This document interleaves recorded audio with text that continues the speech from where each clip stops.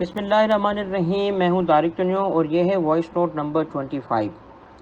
Registration से मुताल्लिक आईकेप ने सितंबर 2014 में एक सवाल पूछा है। Question number 4 part A, under the sales tax act 1990 and rules made thereunder. Number 1 जिस पे ये सवाल है, list the persons who are required to be registered. Simple सवाल है, लिस्ट करना है और 6 कैटेगरीज हैं पर्सन्स की जो कि लायबल टू बी रजिस्टर्ड हैं। सबसे पहले आता है मैन्युफैक्चरर एक्सेप्ट कॉटेज इंडस्ट्री, ठीक है, अगर वो कॉटेज इंडस्ट्री है तो कवर्ड नहीं होगा। सेकंड आता है इम्पोर्टर। उसके बाद थर्ड आता है होलसेलर, डीलर और डिस्ट्रीब्यूटर। उसके बाद फोर्थ आता है रिटेलर, मगर रिटेलर में एक्सक्लूजन है उन रिटेलर्स की जो कि इलेक्ट्रिसिटी के थ्रू अपनी टैक्स लायबिलिटी पे करते हैं। उसके बाद फिफ्थ आता है exporter who intends to obtain sales tax refund. और इसके बाद आता है वो लोग जो कि अंडर एनी अदर फेडरल या प्रोविंशियल लॉ बाउंड हैं, ताकि वो बाउंड किस चीज़ से हैं कि वो सेल्स टैक्स में सेल्स टैक्स एक्ट 1990 के तहत खुद को रजिस्टर करा लें। अब इसकी एग्जांपल है sales tax in services in Islamabad. बिस्मिल्लाहिर्रहमानिर्रहीम। मैं हूं तारिक तुनियो और ये है वॉइस नोट नंबर 26। आगे अपने मार्च 2016 में एक सवाल पूछा है। मैन्युफैक्चरर से रिलेटेड रजिस्ट्रेशन का एक मखसूस केस है। पहले इसको गो थ्रू करते हैं। Under the provisions of sales tax act 1990 and rules made thereunder briefly describe the following. और इसका पार्ट सी है, what evidences a person may be required to submit if he is applying for registration as manufacturer on shared premises। इसमें जो असल चीज़ है वो ये है कि एज मैन्युफैक्चरर, और वो भी शेयर्ड प्रेमिसेस, यानी कि जो जगह है उस पे अकेला ये काम नहीं कर रहा और भी सेम एड्रेस पे लोग काम कर रहे हैं। तो इसका जवाब क्या है?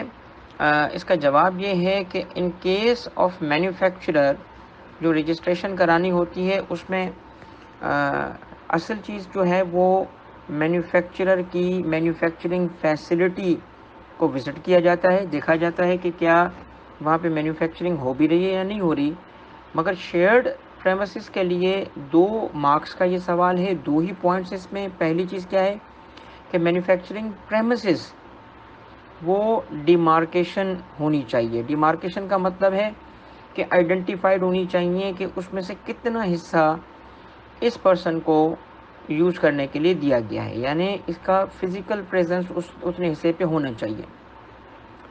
मसलन अगर एक बिल्डिंग है, सिंगल यूनिट है, मगर उसके सेकंड फ्लोर पे जो है वो इतने स्क्वायर फीट जो है वो स्पेसिफाइड होनी चाहिए। डिमार्केशन ऑफ मैन्युफैक्चरिंग प्रेमिसेस ज़रूरी है, ये उसको प्रोवाइड करनी पड़ेगी।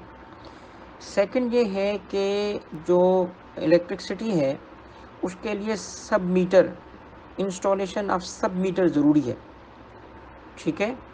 और इसकी वजह क्या है? क्योंकि अगर ये दोनों चीज़ें नहीं चेक की जाती तो फिर ये एक फ्रॉड का केस हो सकता है। देयरफॉर शेयर्ड प्रेमिसेस पे स्पेसिफिक सवाल पूछा गया था और इसके लिए जवाब क्या था? डिमार्केशन होनी चाहिए उस प्रेमिसेस की। और यूटिलिटीज़ के लिए जिसमें इलेक्ट्रिसिटी आ गई या गैस आ गई, उसका सब मीटर होना ज़रूरी है। बिस्मिल्लाहिर्रहमानिर्रहीम। मैं हूं तारिक तुनियो और ये है वॉइस नोट नंबर 27। मार्च 2016 में आईकेप ने रजिस्ट्रेशन से मुतालिक कैटेगरी जो चेंज इन कैटेगरी है उससे मुतालिक एक सवाल बनाया है 5 मार्क्स का।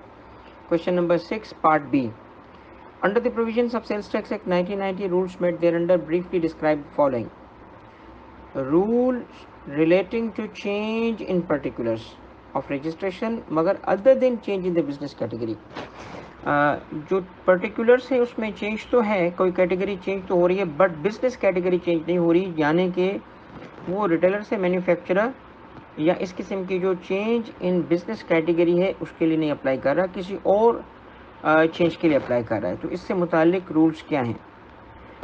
इसका जवाब ये है कि आम तौर पे जब चेंज इन पर्टिकुलर करवाया जाता है तो जैसे बिजनेस का नाम चेंज हो रहा है, रेंटेड प्रेमिसेस थी इस वजह से एड्रेस चेंज हो रहा है, या कोई और पर्टिकुलर्स हैं जो कि चेंज किया जा रहा है, तो एक सर्टिफिकेट इशू हुआ होता है रजिस्टर्ड पर्सन को रजिस्ट्रेशन का।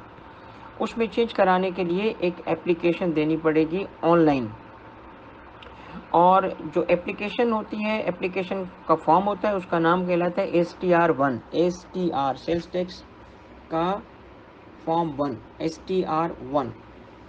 ये ऑनलाइन फाइल करना पड़ता है कि मैंने ये चेंजेस ये करना चाहता हूँ, काइंडली मेरी इन चेंजेस को एक्सेप्ट किया जाए। फिर इसके बाद ऑनलाइन जब ये एप्लीकेशन फाइल हो जाती है तो इसे प्रोसेस किया जाता है। अप्रूवल के बाद एक रिवाइज्ड रजिस्ट्रेशन सर्टिफिकेट इसे इशू कर दिया जाता है, और ये जो चेंज होती है वो इफेक्टिव हो जाती है।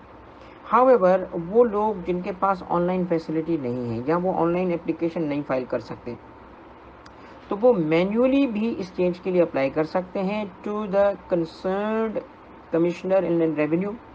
तो जो टैक्स ऑफिसेस हैं जहाँ पे उसका केस फॉल करता है, जैसे RTO, MTO या LTO, regional tax office, medium tax office या लार्ज टैक्स ऑफिस, वहाँ पे जो कंसर्न्ड कमिश्नर है उसके पास मैनुअल एप्लीकेशन वो फाइल कर सकता है, और फिर कमिश्नर फिर बेस्ड अपॉन इन्वेस्टिगेशन इंक्वायरी करके वो ऑर्डर पास करके उस नेसेसरी चेंज को इफ़ेक्टिव बना सकता है।